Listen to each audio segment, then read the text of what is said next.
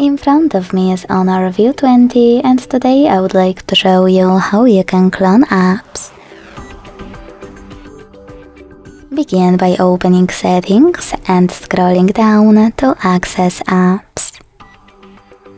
Then select App Twin and click on grey switcher next to one of your apps that you wish to clone.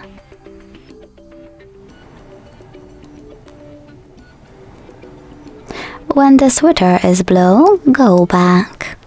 So now when I check my app, I can see that it was successfully cloned. To delete this clone, go back to the same settings and click on No Blue Switcher. Then confirm your choice in the pop-up.